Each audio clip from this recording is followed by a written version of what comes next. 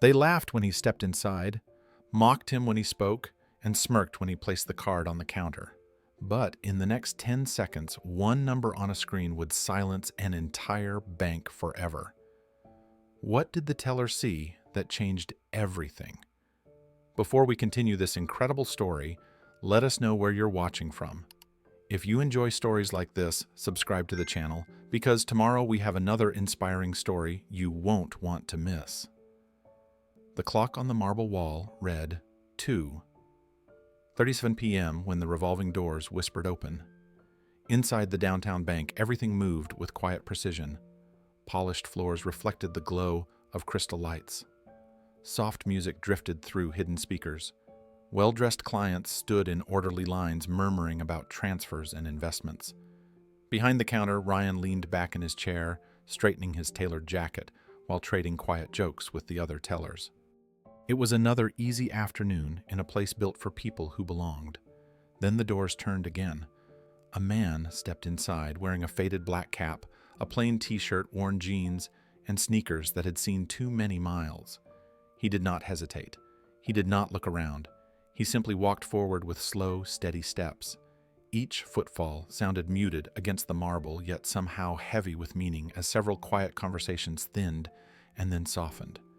Whispers rippled through the lobby like a nervous tide. A couple near the windows paused mid-sentence. A woman with a designer handbag tightened her grip without realizing it. The quiet scrutiny followed him as he approached the counter. Ryan glanced up at last, eyes skimming over the worn clothes, the scuffed shoes, the cap pulled low. A faint smile crept onto his lips, the kind that never reached the eyes. It was brief, dismissive, and sharp.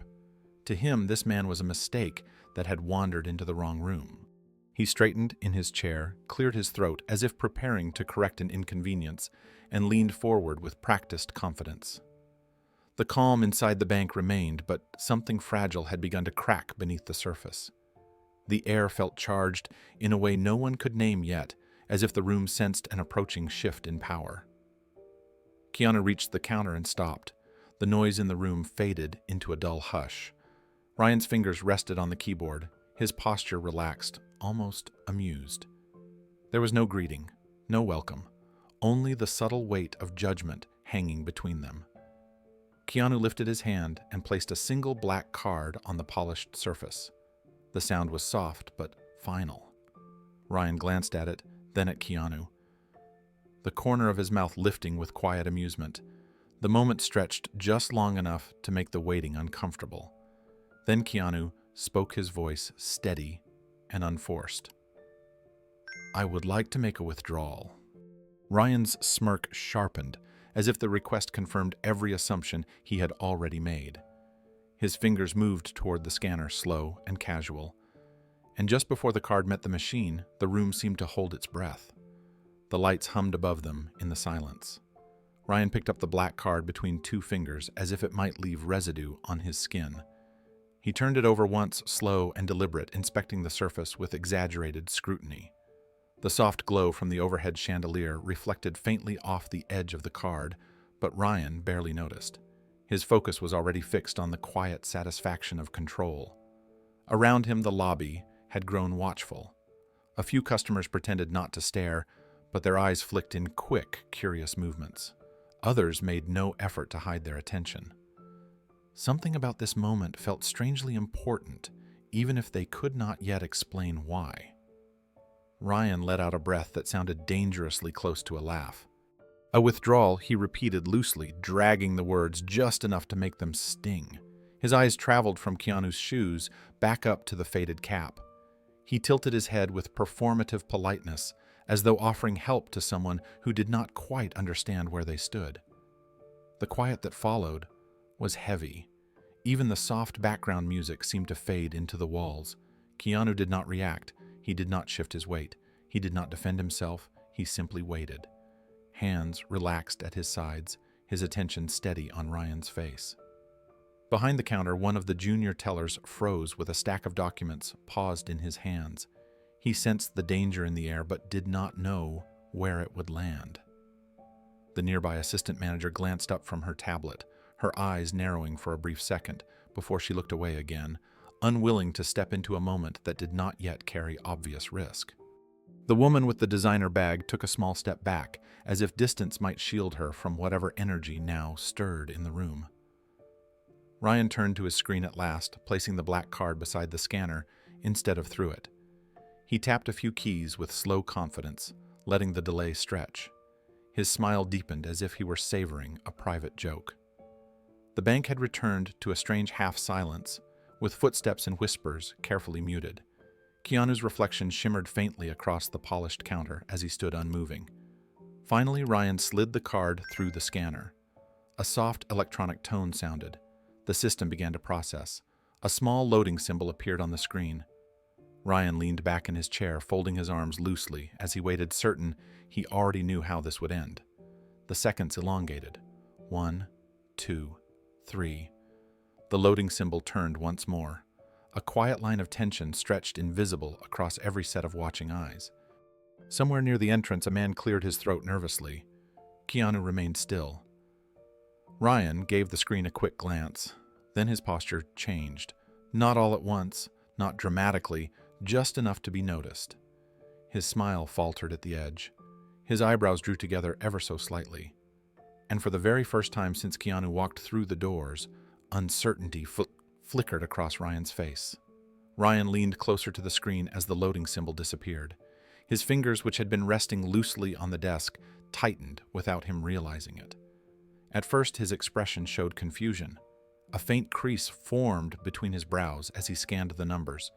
Then confusion shifted into disbelief. His lips parted slightly.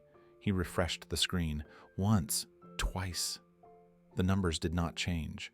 The color drained from his face in slow stages, like water being pulled from stone. The easy confidence he had carried only moments earlier vanished, replaced by something fragile and exposed. The room seemed to sense the shift instantly. The whispers died completely. The soft background music felt suddenly too loud. The woman with the designer handbag stopped breathing for a second, without noticing. The junior teller's hands began to tremble as he lowered the papers he had been holding. Across the lobby, a man in a tailored suit leaned forward, drawn toward the counter, by an invisible force. No one spoke. All eyes were on Ryan now. Ryan swallowed hard. A tight sound worked its way from his throat. Not quite a word, not quite a breath. He checked the screen again, closer this time, as if proximity alone might change what he was seeing. Each second stretched painfully long. His pulse thudded against his ears. He had never seen a number like this before. Not ever. Not even close. The balance on the screen stood in impossible contrast to the man standing calmly in front of him. The worn shoes, the simple shirt, the quiet posture. None of it made sense anymore. Keanu remained still, his gaze steady but unreadable. He did not lean in. He did not look away. He waited with the same patience he had carried since walking through the doors. The power in the room had shifted completely now, though only one person fully understood how badly. Ryan's mouth opened as if to speak. No words came. His throat worked again. He glanced around, suddenly aware of the crowd that had gathered without moving. Dozens of eyes pressed into him, waiting for the performance to finish, waiting for the reveal he never expected to deliver. His hands hovered over the keyboard as though the machine beneath his fingers had turned dangerous. At last he lifted his eyes to Keanu. The smirk was gone. The mockery had evaporated. All that remained was fear, wrapped in disbelief. The silence between them felt heavier than the marble beneath their feet. Keanu's voice came again, calm and steady, breaking through the tension like a blade through glass. "I'd like to make my withdrawal now." Ryan blinked once. The screen glowed between them. And in that moment, everything he thought he understood about power, wealth, and worth collapsed in on itself. Crystal chandeliers glittered above the marble lobby, casting soft reflections that slid across polished floors and tailored suits. Every sound was controlled, muted, intentional. This was not a place for mistakes or uncertainty. This was a room built to remind people exactly where they stood the moment they walked inside. The clients wore confidence like jewelry. Watches flashed beneath cuffed sleeves. Voices stayed calm, rehearsed, superior. Transactions here were not just financial. They were performances of status. People were measured before numbers ever appeared on a screen. Appearances spoke first, numbers spoke later. Ryan thrived in this environment. He had memorized its unspoken rules and enforced them with quiet precision. He believed success was something you recognized on sight. Clean lines, sharp shoes, controlled posture. Wealth left signatures on people, and Ryan trusted his eyes more than any system. Not far from him stood a young junior teller named Oliver, newly hired, and still uncertain in his movements. His hands shook whenever pressure rose. He watched everything with tense curiosity. He had noticed the man in the faded cap when others smirked. Unease tightened in his chest as the silence grew. Near the velvet rope stood the wealthy couple. The husband's suit carried a name that meant influence. The wife's bag cost more than some cars. Their whispers were quiet, but cutting. They glanced toward the counter with thin smiles, already confident in their conclusions long before any proof appeared. The assistant manager, Miss Palmer, moved across the floor with strict economy. Her posture was rigid, her eyes quick to judge deviations from the image she guarded. She believed order was protected through filtering. Some people were meant inside these doors, others were tolerated only briefly, then redirected. Keanu waited in line without shifting his weight. Whispers brushed past him, like dust noticeable but powerless. A few stares lingered longer than polite. Others turned away too quickly. He held neither tension nor defiance in his posture, only stillness, as if he had already seen rooms like this before. Ryan glanced up again, studying the contrast at his counter like private amusement. Ordinary clothes, an unremarkable calm, no surface markers of power. His ambition stirred quietly. Men like that, he believed, did not walk into places like this unless they were lost. The room remained polished and controlled on the surface, but something unseen was tightening beneath it. Every pair of eyes measured distance difference, belong or not belong. The quiet judgment pressed inward from every angle. And in that tension, the next moment waited to strike. The line moved slowly, each step forward, measured by soft shuffles and restrained breaths. Documents slid across counters, pens clicked. Quiet approval passed between tellers and clients who were instantly recognized as belonging. For everyone else, the air felt colder. Keanu advanced one place without looking at anyone. He did not check his phone. He did not study the ceiling. He simply stood patient and detached from the invisible hierarchy wrapping itself around the room. The wealthy couple leaned closer to one another. The husband murmured something under his breath. The wife covered her mouth with manicured fingers, as if stifling a laugh. Their eyes flicked toward Keanu, then toward Ryan, already anticipating the outcome. They were not cruel in their own minds. They believed they were realistic. Oliver shifted behind the counter, pretending to organize receipts he had already sorted twice. His eyes kept returning to Keanu despite himself. Something about the stillness unsettled him. Most people in uncomfortable situations fidgeted, adjusted, defended. This man did none of that. It made Oliver uneasy in a way he could not explain. Miss Palmer passed once more behind the main counters, her gaze quick and sharp. It lingered on Keanu for less than a second, then moved on. In her mind, anyone who stood out for the wrong reasons did not deserve prolonged attention. The room ran on efficiency and image. Anything that disrupted that flow had no place here. Ryan's fingers tapped lightly on the desk. He watched the line narrow with quiet satisfaction. He liked this moment before engagement, when assumption felt like power. The faded cap irritated him. The man's ease irritated him more. Confidence without visible authority always did. A man in a gray suit stepped up to the second counter and was immediately greeted by name. Warm smiles passed effortlessly between him and the teller. A silent contrast formed beside him as Keanu waited unnoticed and undefined. Another step forward. Now only one client remained between Keanu and the counter. The whispers softened but did not stop. They hung like static in the air. People sensed a moment approaching without understanding its shape. Ryan's attention sharpened, Ms. Palmer slowed her steps near the vault corridor. The wealthy couple leaned back slightly, ready to observe. Oliver felt his chest tighten. He suddenly wished he were anywhere else. The final client completed his transaction and moved aside. The space between Ryan and Keanu closed. Keanu stepped forward and stopped at the counter. The marble beneath his hands felt cool as his fingers rested lightly at the edge. Ryan lifted his head slowly, measuring from shoes to shoulders to face. His mouth curved just enough to show that he had already decided what kind of man stood in front of him. The room held steady. No one spoke.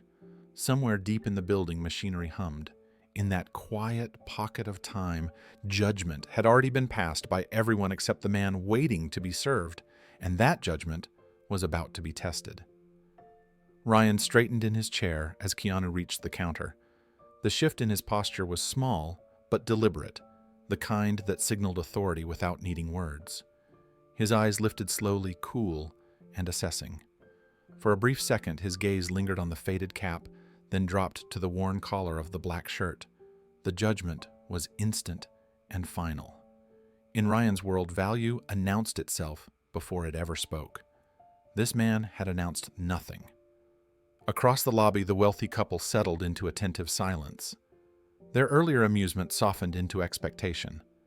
The wife adjusted the strap of her handbag and leaned back against her husband's shoulder. They had seen this play out before in a dozen different ways. The setting changed.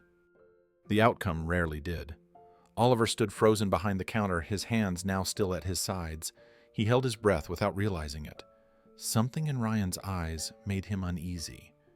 There was a sharpness there that went beyond routine professionalism. It carried the quiet thrill of domination. Ms. Palmer slowed her pace several yards away. Her gaze tracked the scene from the corner of her eye. She did not intervene. To her, boundaries were enforced through pressure, not conversation. If someone belonged, they would adapt. If they did not, the room would remove them on its own. Keanu rested his hands lightly on the marble. His fingers did not tighten. His shoulders did not rise. He did not adopt the posture of defense that most people took when they felt exposed. Instead, he remained open and unguarded, as if standing at any counter in any building anywhere in the world. That quiet confidence unsettled Ryan more than defiance ever could have. A faint tightening moved through the room. The whispers fell back into the walls. The murmurs near the entrance stalled mid-sentence. Even the background music seemed to soften. People sensed the weight of attention funneling toward the counter and became careful with their movements. Ryan cleared his throat. The sound cut clean through the silence. His fingers hovered above the keyboard, ready to perform his role. He believed this was his moment to restore order, to remind the room who decided which stories mattered here. Keanu lifted his head slightly, meeting Ryan's gaze for the first time since stepping forward.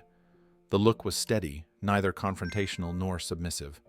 It carried no challenge. It carried no apology. Only presence. The seconds drew out. The silence pressed tighter. Ryan felt it as pressure at the base of his throat. He did not like being watched while he watched. Power, he believed, worked best when it flowed in only one direction. The wealthy couple leaned in again, eager now. Oliver felt his stomach knot. Ms. Palmer's steps came to a quiet stop. In that suspended moment, 100 quiet assumptions balanced on the edge of a single interaction. The bank stood polished and perfect around them, built on rules no one questioned aloud. And at the center of it, Ryan prepared to speak first. Ryan lifted one finger and pointed past Keanu toward the far end of the lobby, toward a small sign that read "Regular Services." The gesture was slow and deliberate, meant to teach position without raising his voice. The meaning landed instantly. A ripple of soft laughter moved through the waiting area. Keanu followed the direction of the finger with his eyes, then looked back at the counter. "I only need a simple withdrawal." The words were calm and level, offered without challenge. Ryan's lips curled wider. A simple withdrawal. He repeated the tone light, as if sharing a joke with the room. "You sure you didn't take a wrong turn getting in here?" The wealthy couple exchanged a glance, filled with quiet amusement. A man near the windows coughed to hide a smile. The woman with the designer purse drew the bag closer to her side, as if instinct itself warned her to guard what was hers. Keanu did not move. He did not argue. He did not explain. His stillness cut through the laughter like glass. Ryan's fingers tapped once against the counter, impatience tightening into pleasure. "You can wait back there, with everyone else." He gestured again toward the end of the line. "Those services over here are reserved." The sentence hung unfinished, but the rest was understood. Oliver felt heat rise to his face as he watched. Ms. Palmer's reflection flickered in the polished surfaces nearby, observing without comment. Keanu reached into his pocket with a slow and steady motion and placed the black card on the counter between them. The motion was unhurried, intentional, final. The murmurs dulled. Ryan glanced down at the card as if it were an object out of place on sacred ground. He did not pick it up at once. He let it sit there, testing the patience of the man who offered it. Then he took it between two fingers and lifted it with a careless twist. The card turned end over end, catching light from the chandelier. Ryan flipped it again, smiling, as if the motion itself were enough to win. "Cheap plastic looks expensive when you paint it right," he offered lightly. The crowd leaned in without moving. The woman with the purse swallowed and shifted her weight. The wealthy couple quieted. Oliver's hands curled into tight fists at his sides. Keanu waited. His expression did not harden. His eyes did not narrow. He stood as he had from the beginning, present and unflinching. Ryan let the card spin once more before catching it flat against his palm. "All right then," he said into the quiet. "Let us see what kind of story this little card wants to tell." Ryan rolled the card across his knuckles once more before lowering it toward the counter. His movements slow enough to draw every eye in the room. "You know," he said lightly, "people walk into places like this every day, thinking they belong just because they watched the right show or bought the right toy." A few clients smiled into their sleeves. The wealthy couple shifted closer together, the husband's mouth lifting in quiet approval. Keanu remained still, his attention steady on Ryan, the calm in his posture unchanged by the words meant to reduce him. Ryan tilted his head, studying him as though he were a puzzle already solved. "Let me be clear," he continued, lowering his voice as if offering private advice that the whole room could somehow hear. "This branch serves clients with a certain profile." The rest of the words were implied again. Miss Palmer's gaze sharpened from across the lobby, satisfied with how the filter was being applied, without producing a scene that would disrupt the room's smooth rhythm. Oliver shifted his feet, the faint scrape of his shoes sounding loud in the quiet that had settled. He felt something tight in his chest as Ryan smiled again and casually tossed the card from one hand to the other, the movement more playful than professional. Keanu did not flinch when the card left Ryan's fingers. He did not reach for it. He simply watched it move, as if the object itself no longer mattered. Ryan laughed openly now, the sound clear and audible, a laugh that invited the room to join him. "You really just walked in here like this and thought you could skip the line," he said, glancing toward the sign at the back again without pointing. A few people chuckled softly. The woman with the designer purse adjusted the bag so that it pressed tightly against her hip, her eyes fixed on the counter. Keanu's voice came again, quiet and even. "I only need to make a withdrawal." The calm unsettled several people who were waiting for embarrassment, for anger, for something more entertaining than restraint. Ryan's laughter thinned into a narrow smile. "A withdrawal," he echoed as if tasting the words. "From what, exactly?" The question was casual, but the doubt was sharp. He leaned back in his chair, one arm draped across the armrest, the card resting loosely between his fingers. The room leaned with him, without moving. The wealthy couple waited, with polite anticipations. Palmer stood motionless, her approval clear in her silence. Oliver felt his pulse quicken as he watched the space between the two men compress into something brittle. Keanu said nothing this time. He did not justify himself. He did not repeat his request. He simply held Ryan's gaze, unblinking. Ryan flipped the card again, the soft snap of plastic against his palm, cutting through the tension. "All right," he said, at last, still smiling. "Let us see if this thing works the way you think it does." Ryan leaned forward at last, the chair creaking softly beneath his shift in weight, As he angled the card between his fingers like a playing piece he already believed he controlled. His smile carried confidence, sharpened into something colder now. The room felt tighter, as if walls had moved inward without anyone noticing. The wealthy couple's eyes did not leave the counter. The husband folded his arms. The wife pressed her purse even closer against her side. Oliver's breath grew shallow. Ms. Palmer remained still, watching from her post like a judge waiting for a verdict she was already sure of. Ryan held the card up briefly, letting it catch the chandelier light once more, as if spectacle itself were part of the lesson. Then he lowered it just above the scanner without inserting it. "You know what usually happens in moments like this," he said lightly. "People get embarrassed. They explain. They apologize. Sometimes they even leave before it gets uncomfortable." His eyes lifted to Keanu again. Still nothing. No apology, no explanation, no movement. That steady silence unsettled the rhythm Ryan had expected. He exhaled through his nose, irritation slipping beneath the smile. "You must really believe in this thing," he added, tapping the edge of the card against the counter with a soft, rhythmic click. The sound echoed too clearly in the quiet lobby. A man near the entrance shifted his stance. A woman 2 places back in line leaned forward without realizing she had done it. The air grew thick with anticipation, not curiosity now, but the kind that waits for impact. Keanu's posture remained relaxed, his hands resting lightly at the edge of the marble. His face held no trace of challenge, no hint of fear. That calm no longer looked passive. It looked deliberate. Ryan finally slid the card fully into the scanner. The machine accepted it with a muted electronic tone that landed like a strike of a bell. The screen flickered. A small loading circle appeared. Ryan leaned back again, folding his arms with quiet satisfaction, as if inviting the room to witness the end of the story he had already written for this moment. The wealthy couple exchanged a final, knowing glance. Ms. Palmer prepared to move if removal became necessary. Oliver felt his heart hammer against his ribs as the seconds stretched. 1, 2. The screen continued to load. Ryan's smile held firm, but tension crept faintly into the corners of his mouth. 3. A low hum from the system filled the space where whispers had once lived. Keanu did not look at the screen. He watched Ryan instead, his gaze steady and unbroken. 4, 5. The loading stopped. The screen changed. Ryan's confidence wavered for the first time.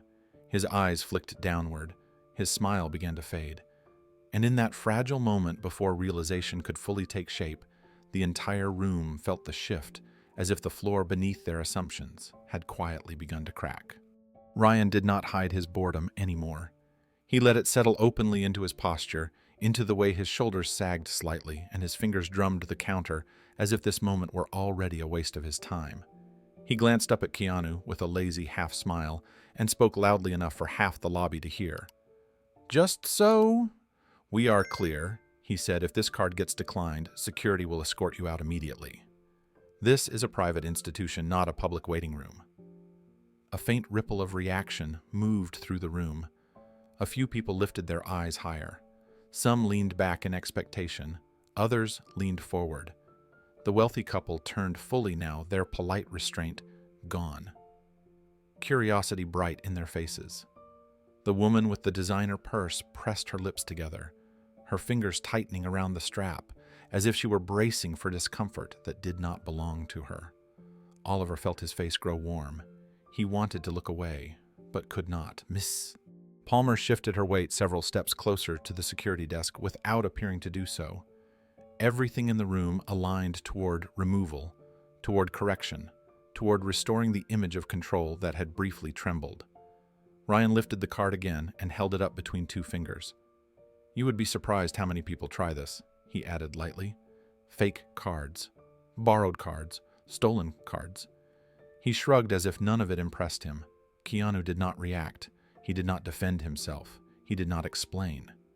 His silence landed harder than argument would have. Ryan's smile thinned, sharpened by the lack of performance he had expected to provoke. He leaned forward and slid the card closer to the scanner, stopping just short of inserting it.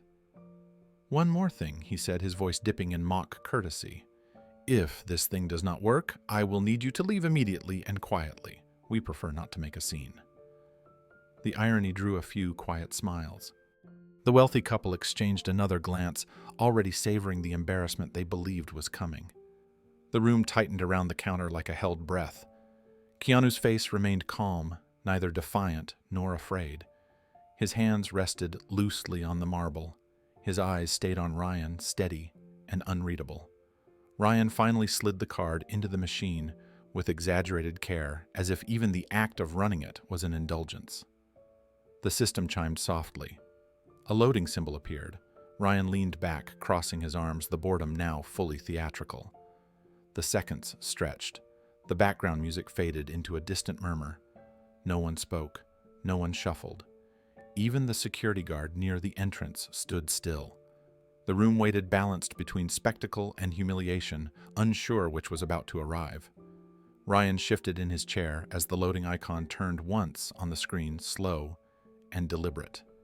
He glanced around the lobby as if inviting the entire room to bear witness. "This is usually the part where people start making excuses," he said, his voice carrying easily through the quiet. "Something about a system error, or a mix-up, or a friend who must have given them the wrong card." A faint chuckle moved through a few scattered corners of the room. The wealthy couple did not laugh now, but their faces held the same quiet satisfaction, the same unspoken certainty that this moment was about to end exactly as they expected. Ms. Palmer's arms folded across her chest as she drew a fraction closer to the security desk. Oliver felt his stomach twist as the seconds passed. He could hear his own breathing uneven and shallow, louder than he wanted it to be. Keanu stood unchanged, his posture, neither stiff nor relaxed, simply present. His gaze stayed level-fixed forward. The calm no longer felt passive. It felt deliberate, as if he had placed it between himself and the noise of the room. Ryan leaned forward again, tapping the counter once with his knuckle, impatient now. "You know," he continued, lowering his voice just enough to sound conversational, while still letting everyone hear. Most people at least have the courtesy to look nervous at this point. It shows they understand what is happening. His eyes searched Keanu's face for a crack. He found none. The lack of reaction irritated him more than any outburst would have. His smile tightened. He turned back to the screen, the loading icon still spinning. "Any second now," he added, drawing the words out. Across the lobby, a man near the entrance crossed his arms. Another customer shifted her weight from one foot to the other. The air felt heavier with every passing second. The sound of the machine hummed softly beneath the counter, steady and unhelpful. Ryan straightened suddenly and raised his voice again, forcing control back into the moment. "Let me remind you," he said sharply, "if this card is not valid, you will be escorted out immediately. No second chances, no exceptions." The words landed with a louder echo than he intended. The security guard tilted his head, slightly alert now. The wealthy couple leaned back, satisfied. The woman with the designer purse swallowed and adjusted the strap, again her knuckles whitening. Oliver's hands trembled faintly at his sides. Keanu did not speak. He did not nod. He did not challenge the warning. His silence settled over the words, like weight dampening their effect. Ryan exhaled sharply through his nose and rolled his shoulders as if shaking off irritation. The loading icon flickered once more. The room waited tight and soundless, caught between mockery and something no one could yet name. Ryan let the silence linger as if he owned it, his fingers drumming once, twice against the counter in a slow rhythm meant to display control. His eyes lifted briefly to the crowd, then back to the screen, then to Keanu, as though he were directing a performance with invisible cues.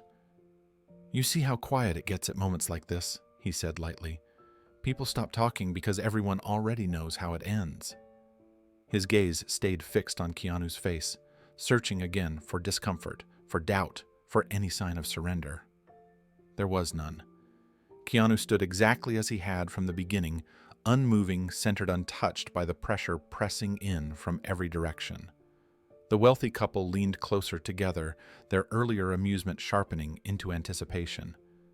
The husband's jaw tightened with restrained interest. The wife's eyes did not blink. The woman with the designer purse shifted again. her breathing slightly faster now, as if the tension itself were contagious. Oliver felt his pulse thudding in his ears. He watched Ryan's face more than the screen, now sensing something approaching, but unable to define it. Miss. Palmer remained perfectly still, arms folded, her attention fixed on the counter like a line drawn in stone. Ryan tilted his head and smiled again, that thin smile that carried no warmth. "I will be honest with you," he said, his voice softer but no less sharp. "Walking in here dressed like that and asking for a withdrawal takes confidence. Or it takes confusion." He let the words hang, giving the room enough time to choose which interpretation felt right. A few quiet breaths moved through the crowd. No one spoke. Ryan turned back to the screen with a shrug that pretended indifference. He reached for the keyboard and tapped a key with deliberate laziness, starting the process with exaggerated care. The machine responded with a muted tone. The loading symbol appeared again, turning more slowly this time, as if the system itself were feeling the weight of the moment. Ryan leaned back in his chair once more, folding his arms across his chest, as if settling in for a show he believed he had already seen 100 times. "Any second now," he murmured. His voice no longer carried laughter. It carried certainty, the certainty before collapse. The lobby had grown so quiet that the faint whir of the machine beneath the counter sounded loud. The background music softened into a distant echo. Even the security guard near the entrance seemed to hold still, waiting for the cue he believed would follow. Keanu did not look at the screen. He watched Ryan instead, his eyes steady, his breathing slow and even. The discipline in his stillness unsettled the room far more than anger ever could have. The loading symbol turned once more. Then again. The seconds stretched thin and brittle. Ryan's confidence began to stiffen into impatience. He shifted in his chair, the first crack in his composure. The room felt suspended above a drop that no one had prepared for. And as the machine prepared to reveal what the screen held, every quiet judgment in the room waited to be either confirmed or destroyed. The loading symbol vanished and the screen snapped into focus. Ryan's smile collapsed in an instant, as if a switch had been cut. Color drained from his face, first from the cheeks, then from his lips, until he looked carved from paper. His eyes widened, then narrowed, then widened again as he leaned closer to the monitor. He exhaled once through parted lips and hit refresh. The numbers blinked, disappeared, and reappeared unchanged. He stared again, longer this time, as though the screen might flinch under his gaze. His fingers hovered, then tapped refresh once more with a sharp click that sounded too loud in the silence. A tremor slipped into his hand. He felt it and tried to still it by gripping the edge of the counter, but the shaking only traveled up his wrist. The amount on the screen did not merely exceed expectations. It obliterated them. It sat there, impossibly large, calm, and undeniable. Ryan swallowed hard, his throat tightening as a thin sound escaped that was not quite a breath and not quite a word. He checked the card reader, the account field, the routing line, each detail, with frantic precision. Nothing was wrong, everything was right, and that was the problem. Across the lobby, the shift was immediate. Conversations that had hovered on the edge of sound died as if cut by a blade. The wealthy couple straightened in their seats, their earlier ease fading into alert attention. The woman with the designer purse loosened her grip without realizing it, then tightened it again, as if unsure which posture matched what she felt. Oliver's breath stopped halfway in his chest. He watched Ryan's face change and understood, without seeing the numbers, that something had broken loose from its expected ending. Ms. Palmer took 2 deliberate steps closer to the counter. Her arms unfolded from their rigid cross as her eyes locked onto the screen with sudden focus. She did not speak, but the tension in her posture changed the temperature of the room. Ryan refreshed again. The system responded again. The balance remained. His lips parted as if to call for help, but no sound came out. The whispering did not return. It vanished completely. The lobby stood suspended in a quiet that felt heavy enough to touch, waiting for Ryan to either deny what he saw or accept it out loud. No one moved. Even the security guard held still, eyes fixed on the counter. Keanu did not shift his weight or lean toward the screen. He simply waited, the calm around him now strangely steady, as if the storm had chosen everyone else. The numbers burned into Ryan's mind and would not fade. Ryan's breathing grew shallow as he stared at the screen, his mind refusing to accept what his eyes continued to confirm. He reached for the mouse with unsteady fingers and clicked through the account tabs with sudden urgency, scanning transaction histories, asset summaries, linked portfolios. The figures rolled past in cascading columns, each more staggering than the last. He refreshed again, then again. Each time the same truth returned, unshaken and immovable. His pulse thudded loudly in his ears. He could feel it in his throat, in his wrists, in the tips of his fingers. The world he trusted, the rules he followed, the judgments he relied on, were crumbling in total silence in front of him. Ms. Palmer closed the distance to his side, her heels stopping just a breath behind him. She leaned forward slightly, her eyes flicking from Ryan's face to the screen. The moment she saw the numbers, her expression stilled. The rigid control she carried so confidently drained away, replaced by a flicker of disbelief she could not fully mask. Her lips pressed into a thin line. She said nothing, but her presence tightened the space around Ryan like a trap closing. Across the lobby, the wealthy couple had stopped leaning back, the husband's arms uncrossed slowly. The wife's posture stiffened, confusion now overtaking her earlier confidence. The woman with the designer purse lowered it slightly, her eyes wide, her earlier fear replaced by shock she did not understand yet. Oliver stood frozen, his hands trembling openly now. His gaze flicked from Ryan to Keanu and back again, piecing together what the silence had already revealed. Ryan wiped one shaking hand against his trouser leg and leaned closer to the screen again, as if proximity might finally make the numbers lie. He whispered something under his breath, a desperate plea for error, for glitch, for misread digits. There was none.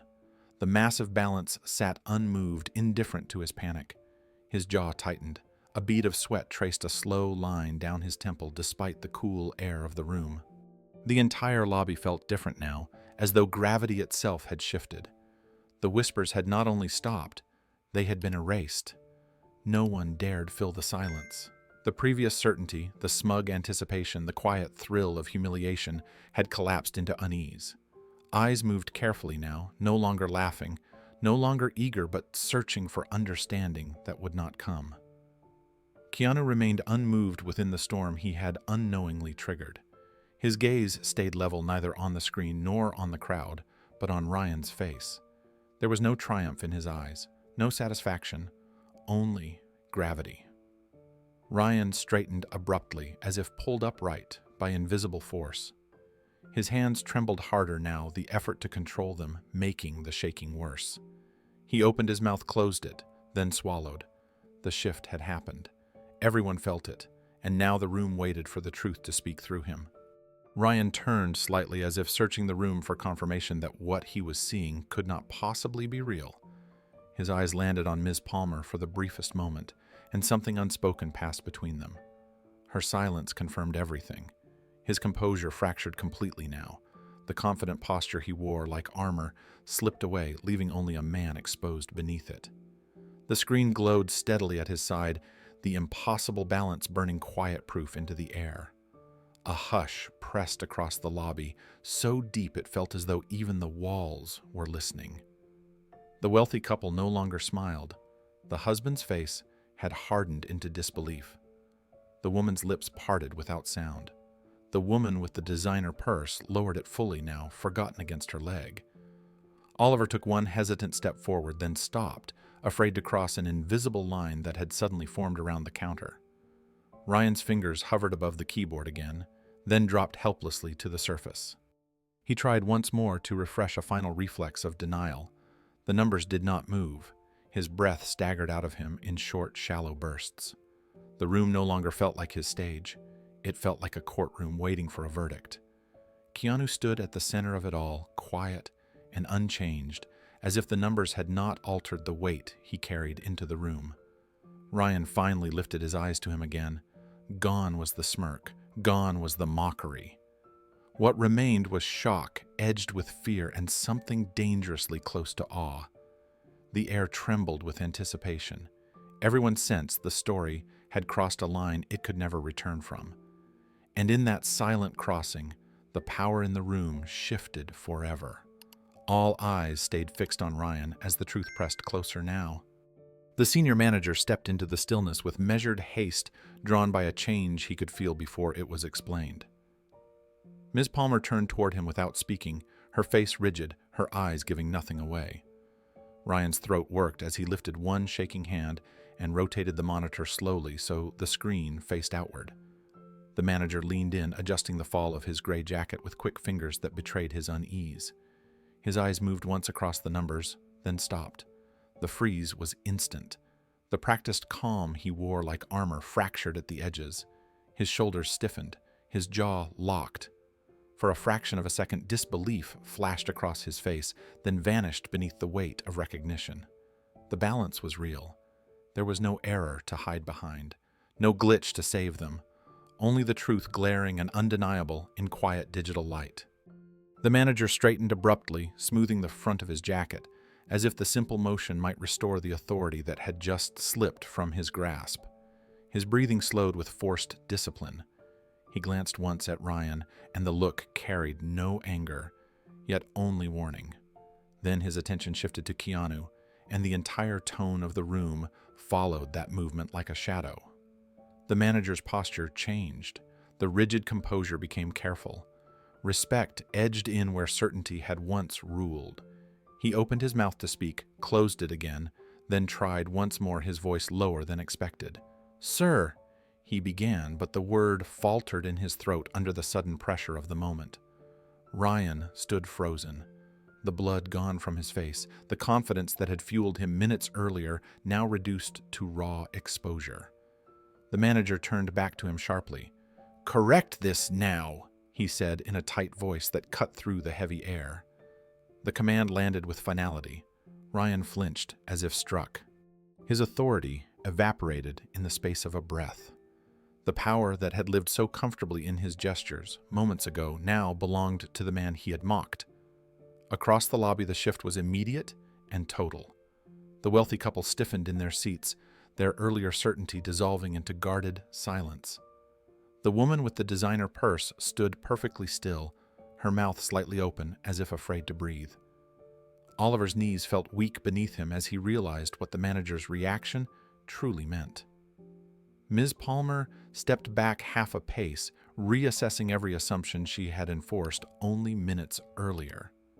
And at the center of it all, Keanu remained quiet and steady, his presence unchanged while the world around him rearranged itself in obedient response without a sound from anyone watching. Ryan's hands faltered as he reached for the keyboard again, the keys suddenly unfamiliar beneath his fingers. The manager stood close now, a silent weight at his shoulder, his presence stripping away what remained of Ryan's confidence. Every movement Ryan made felt exposed. The confidence he once wore like armor had fractured completely. His shoulders hunched as he navigated the system again, slower now, careful, afraid of making a mistake that would echo even louder than the ones he had already made. The screen glowed between them like a verdict waiting to be read aloud. The manager's eyes never left the numbers. His jaw worked, once tightening, then setting into control. He glanced at Ryan again, this time with unmistakable authority. "Serve him properly," he said quietly. The softness of the words only sharpened their impact. Ryan swallowed hard and nodded once, stiff and mechanical. The role he had played so easily moments ago had been taken from him without ceremony. Across the lobby, people barely dared to shift their weight. The wealthy couple no longer sat with relaxed confidence. The husband edged forward, slightly confusion stitched across his face. The wife's fingers trembled against the leather of her purse. The woman who had clutched her bag in fear now held it loosely, as if unsure whether she should be embarrassed or alarmed. Oliver felt his throat tighten. This was no longer a spectacle built for amusement. This was something heavier, something real. Ms. Palmer studied the scene with narrowed eyes, her rigid certainty unraveling thread by thread. The rules she enforced had always relied on appearance. They had never been tested by a truth like this. She took another small step back, recalculating everything she thought she understood about who belonged and who did not. Ryan cleared his throat and tried to straighten. His voice faltered when he spoke.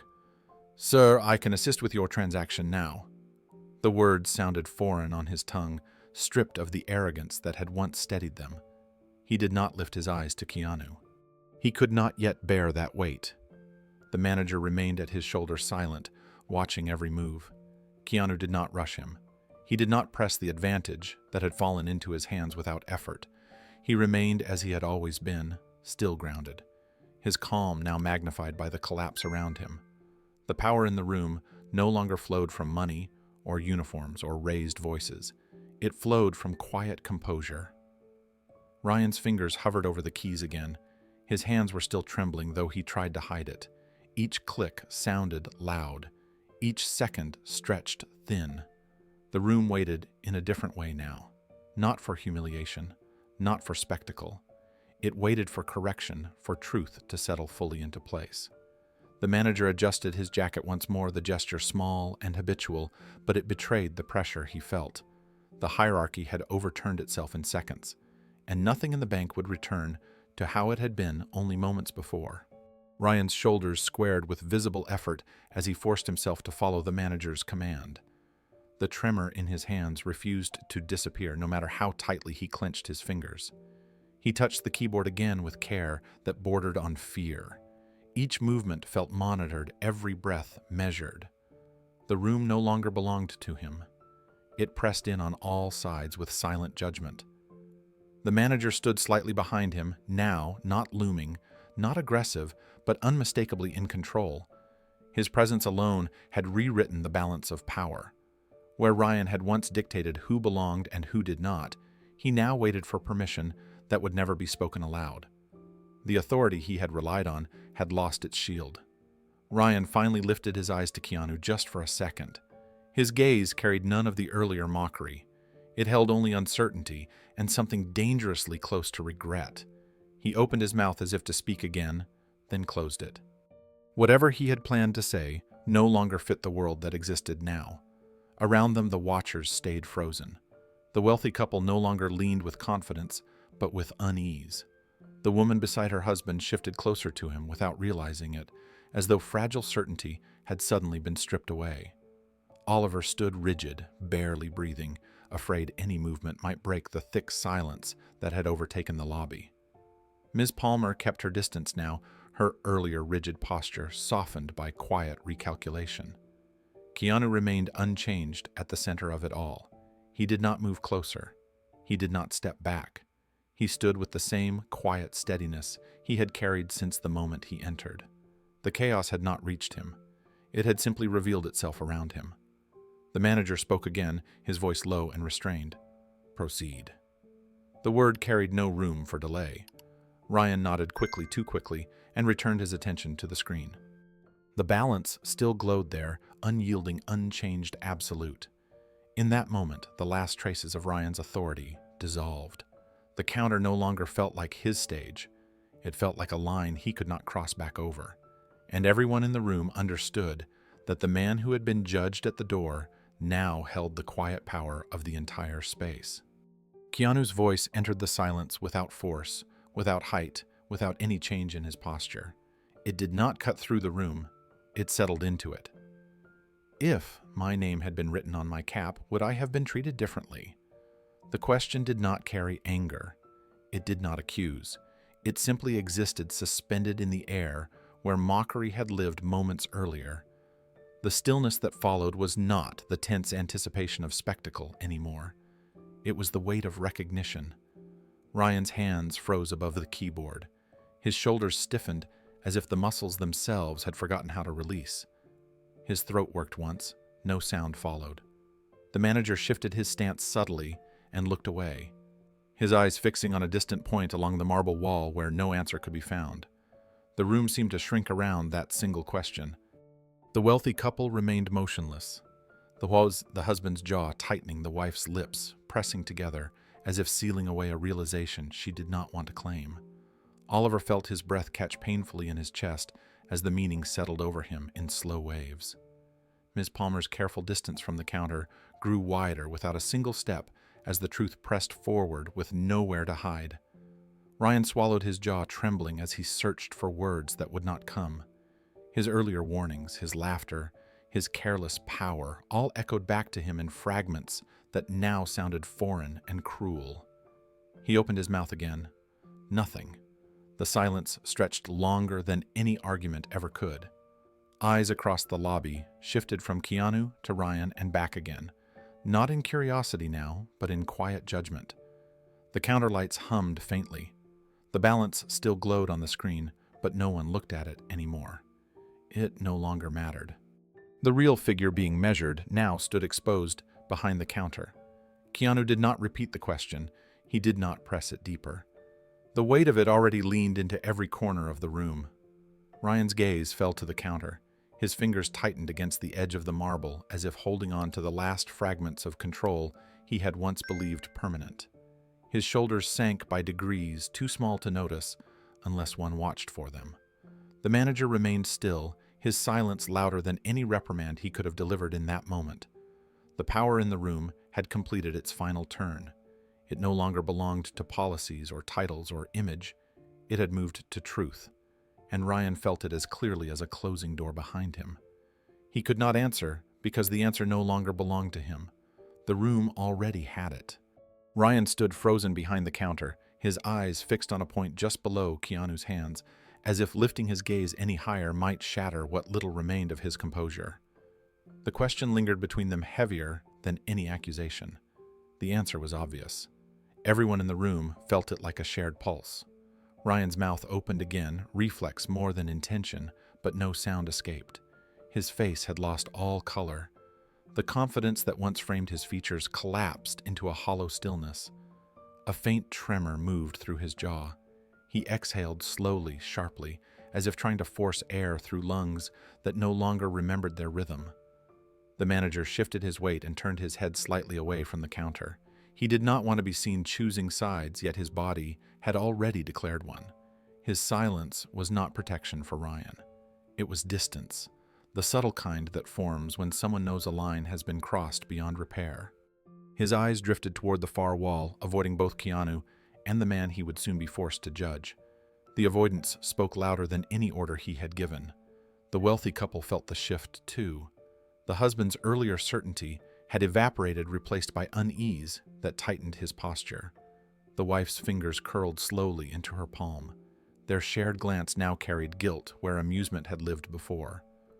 The woman with the designer purse stared openly, now her attention fixed on Ryan with an expression she could not smooth away. Oliver felt his face grow hot, a strange mix of shame and relief moving through him.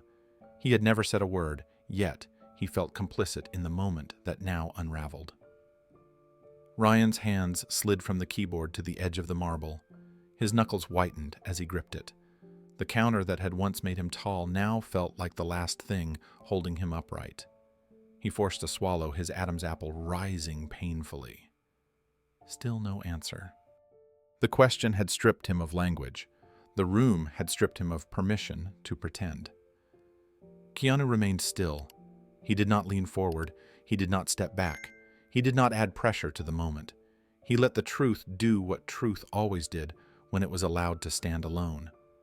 The silence stretched not with tension now, but with inevitability. Ryan's shoulders began to sag. The shift was subtle at first, barely perceptible, but it changed everything. His posture no longer defended anything. It no longer announced power. It folded inward as if recognizing loss. His earlier self seemed distant now, a stranger who had spoken through him only minutes earlier. The question had not attacked him. It had simply revealed him.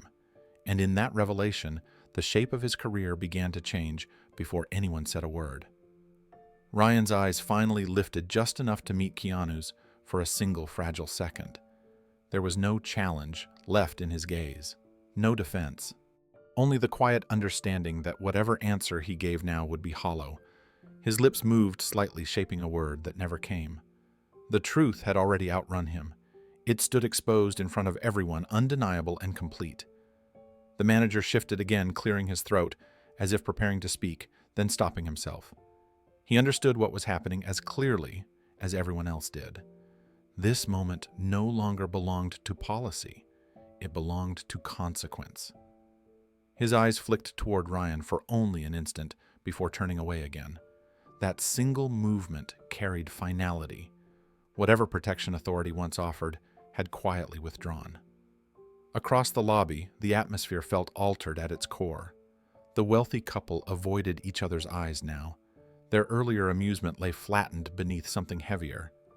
The woman's shoulders drew inward. The man's chin lowered slightly as if shame itself had weight. The woman with the designer purse stepped back half a pace without realizing it, uneasy now being associated with the silence she had once enjoyed. Oliver's breath came slow and careful. He felt as if he were watching something irreversible unfold in front of him. Not a scene, not a confrontation, a collapse. A public one made not from yelling or punishment, but from truth arriving without resistance. Ryan's grip loosened on the marble. His hands dropped to his sides as if the counter no longer belonged to him. The shoulders that once squared with confidence sagged beneath the recognition, settling into them. The authority that had shaped his identity inside these walls did not leave loudly. It drained quietly. Keanu did not move. He did not need to. The question still hovered where it had first landed, doing its work without sound. Ryan did not answer because there was nothing left to say. The room already knew. And in the stillness that followed, it became clear to everyone watching that a career did not always end with firing or scandal. Sometimes it ended with a question no one could escape. The manager cleared his throat and stepped forward into the thick silence, his voice careful now, measured in a way it had not been before. "Sir, we would be honored to assist you privately in our executive lounge. We can arrange immediate service refreshments, anything you require." His gaze flicked briefly toward Ryan and then back to Keanu, as if trying to build a bridge out of posture and courtesy. The offer hung in the air, polished and full of everything the bank had earlier withheld. Keanu listened without changing his expression. He did not interrupt.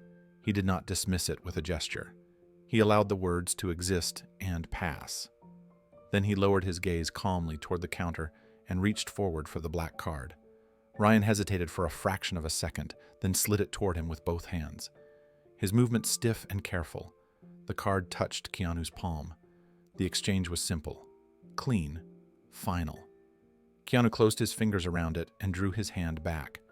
He did not look at Ryan when he did so. The manager waited for a reply that could be transformed into ceremony, into recovery, into something that resembled restored order. Instead, Keanu lifted his eyes only once. "No, thank you."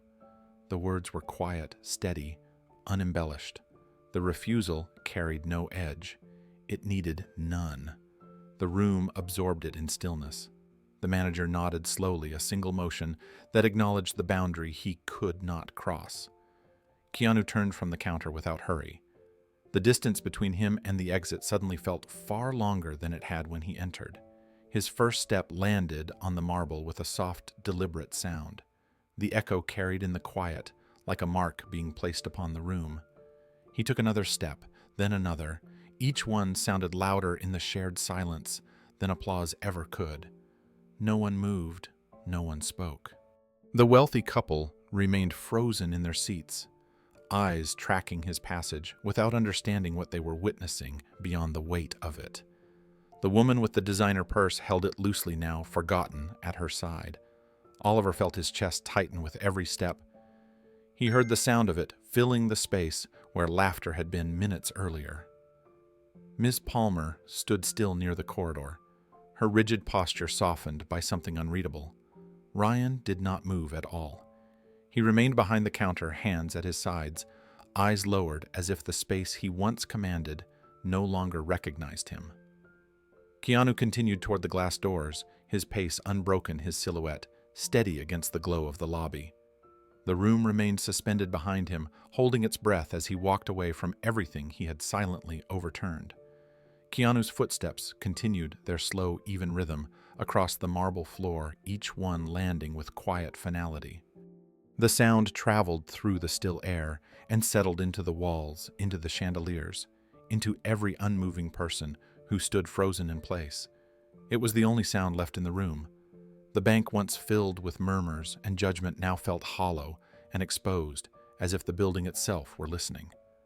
The manager remained standing near the counter, his posture stiff, his hands clasped tightly in front of him.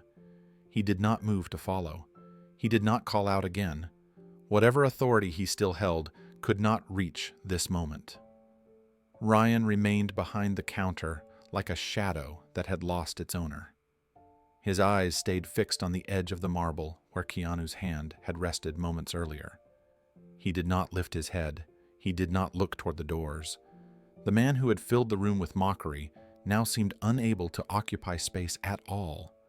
The weight of what had happened pressed down on him, without sound, without spectacle, without mercy. The wealthy couple finally shifted in their chairs, not from comfort, but from unease.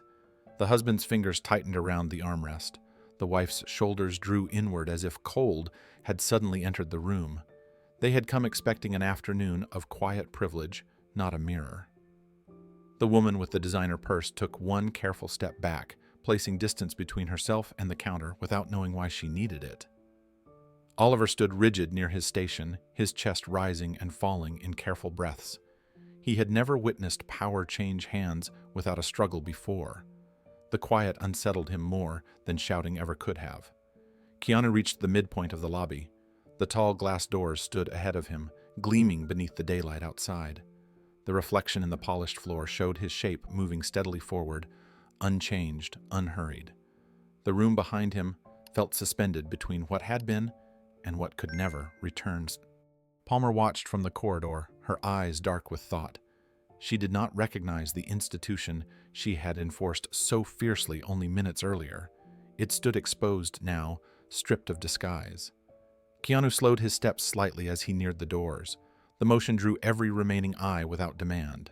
The room leaned toward him without moving, as if pulled by gravity rather than curiosity. He stopped just short of the threshold. He did not turn. He did not lift his hand. The stillness pressed tighter than it had yet done. Then his voice came again, calm, steady, carrying no judgment, no anger, no triumph, only truth. People deserve respect before they are recognized. The words entered the room without resistance. They did not echo. They settled. And in their quiet landing, they altered the shape of every judgment that had come before them. The glass doors opened with a soft, mechanical hush, and for a brief moment, light from the outside spilled across the marble floor like a final breath entering the room. Keanu stepped forward without hesitation. The doors began to close behind him with the same gentle motion. No one moved to stop him. No one called his name. The sound of the doors sealing shut landed heavier than any shout ever could. It marked the end of something none of them had expected to lose. For a long moment after he was gone, the bank did not breathe. The chandeliers continued to glow, the air continued to circulate, time itself continued forward. But inside the room, everything remained frozen in the space his presence had carved. The manager stood rigid near the counter, his face pale with the understanding of what had just passed through his authority. He did not speak. There was nothing left that could restore the moment. Ryan finally lifted his head, slow and uncertain. His eyes drifted toward the closed doors, as if only now realizing that the man he had tried to diminish had already left without needing anything from him. The counter felt too wide. The screen no longer mattered. The figures that had overturned his certainty could not follow the man who carried them. They remained behind like a verdict that no appeal could erase. The wealthy couple sat in strained silence. Their earlier confidence had no place to settle now. The woman with the designer purse looked down at it, as if unsure what to make of it anymore. Oliver drew in a careful breath, his chest tight, with something that felt like awe and discomfort combined. Ms. Palmer stood unmoving in the corridor, staring at a space that no longer held the rules she had enforced for years. Outside, the sound of traffic moved on as if nothing significant had happened. Inside, the bank remained suspended in quiet aftermath. Keanu Reeves had walked in without recognition. He had walked out without seeking redemption or apology. And in between, he had left behind a silence that would not be forgiven by time. The manager's office closed behind Ryan with a muted click that sounded far louder than it should have. The noise seemed to seal him inside a space that suddenly felt much smaller than its polished furniture suggested. The walls were lined with framed certifications, performance awards, and photographs of past executives shaking hands beneath bright corporate lighting. Every item in the room spoke of authority, image, and success. Ryan stood just inside the door, with his hands hanging stiffly at his sides, his pulse still pounding unevenly beneath his skin. The manager took his place behind the heavy desk without sitting, folding his hands slowly as if preparing for a conversation he had hoped never to have. The silence that followed was not dramatic. It was procedural, the worst kind. The manager drew a slow breath and turned his monitor slightly so it faced outward. The screen flickered to life with a paused security feed from the lobby. Ryan's face appeared on the screen in sharp clarity. His posture, his gestures, his expression at the counter. The angle was unforgiving. The truth held no shadows here. The manager pressed play without a word. Ryan watched himself point toward the regular line. He watched his own mouth move as he mocked. He watched the moment his smile vanished at the screen behind the counter. Every second unfolded without sound except the faint hum of electronics. Ryan felt as though he were watching a stranger wear his face. The manager stopped the footage and leaned back slightly. "This is not a perception issue," he said quietly. "This is documented behavior." There was no anger in his voice, only finality. Ryan's throat tightened. He tried to speak but managed only a shallow breath. The manager turned his gaze toward him again. "Witness statements are already being collected. Customers, staff, security, everything aligns. Corporate has been notified." The words landed with crushing ease, as if they were already a routine part of the day's tasks. Ryan felt the room tilt. Corporate. The word echoed louder than any shout. His mind raced ahead of itself, leaping through consequences he could not outrun.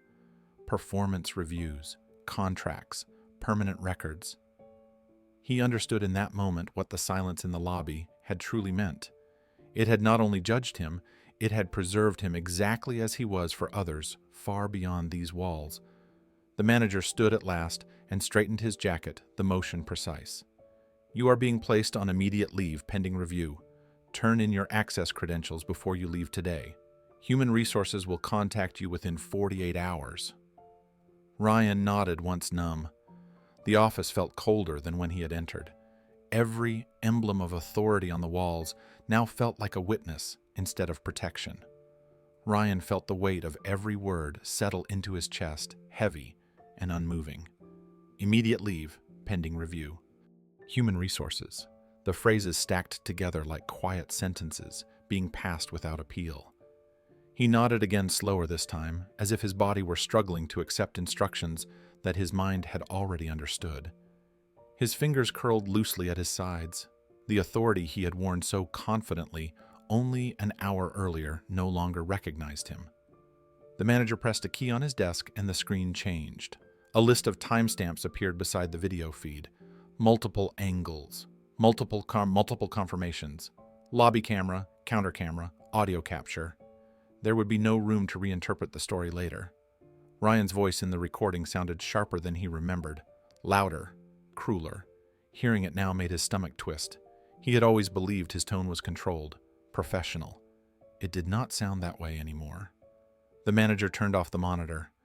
"That footage is already secured on the corporate server," he said. "Copies are preserved automatically." Ryan felt his breath stagger. He had clung to the idea that at least the moment had been contained inside the building, that it could be managed quietly. The thought dissolved instantly. The record already existed beyond him. It always had. Ryan found his voice at last. "Sir, I did not realize." The manager lifted one hand slightly. It was not a threatening gesture.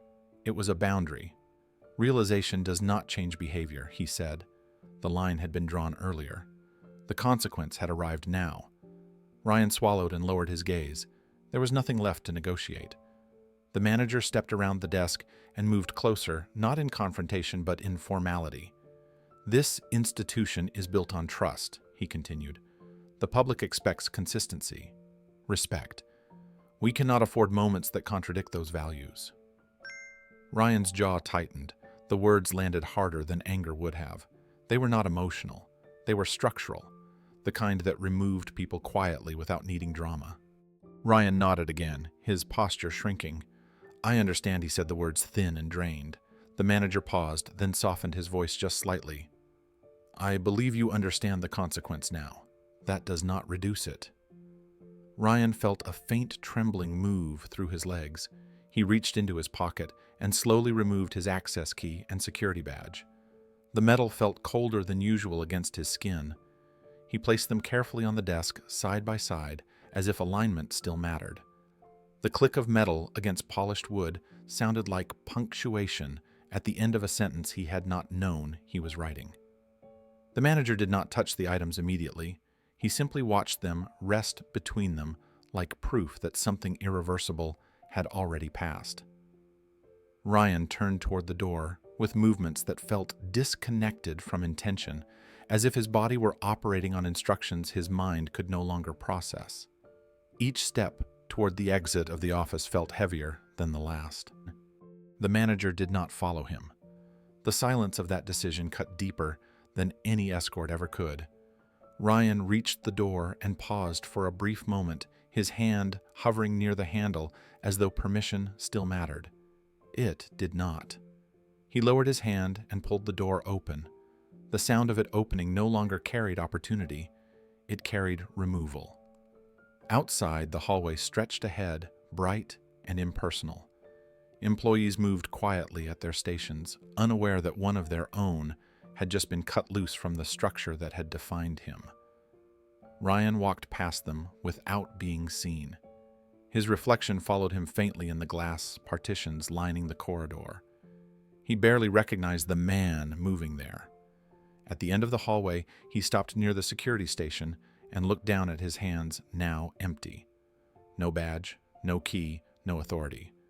The guard glanced at him briefly, then back to the screen without comment. He no longer belonged to any system that required announcement. Ryan stepped out of the office wing and into the employee exit corridor. The air felt different here, colder, less ceremonial. Each step carried him farther from the image he had lived inside for years. His shoulders sagged now without resistance. The posture of command had finally abandoned him completely. By the time he reached the stairwell, the hum of the bank faded behind him. He paused at the door, closing his eyes for just a second. The memory of the lobby returned. The laughter, the smirk, the question, the silence. The truth had not followed him here in sound. It followed him as weight. Ryan pushed the door open and stepped into the stairwell, alone, carrying nothing with him except the knowledge that his future had already started falling away from him minutes before he ever left the building. The video appeared online less than an hour after Keanu left the bank. At first, it moved quietly, shared between a few private messages, passed along with brief captions and shocked reactions. Then the momentum shifted. The clip spread like a spark, finding dry ground. One share became 10. 10 became thousands. The footage was steady, clear, undeniable. Keanu standing calmly at the counter, Ryan laughing, the warning about security, the shift in his face when the screen changed, the silence that followed, the question that froze the room, and finally the quiet departure that left nothing to argue with. Within 2 hours, the view count climbed into the millions. Comment sections exploded with disbelief, anger, and recognition. People from different cities, different countries, different backgrounds, all recognized something of themselves in the moment. Some saw judgment they had endured. Others saw the version of themselves they feared becoming. Hashtags rose and spread across platforms, each repeating the same message in new words. Respect before recognition. Appearance is not worth. Treat people like people. The official pages of the bank were overwhelmed first. Their most recent posts vanished beneath waves of comments. People demanded answers, people demanded accountability. Screenshots of the video filled replies faster than moderators could remove them. Some wrote in rage, some in broken gratitude, some in quiet similarity. "I was treated like this last month. This happens every day." They laughed at him until the number proved he mattered.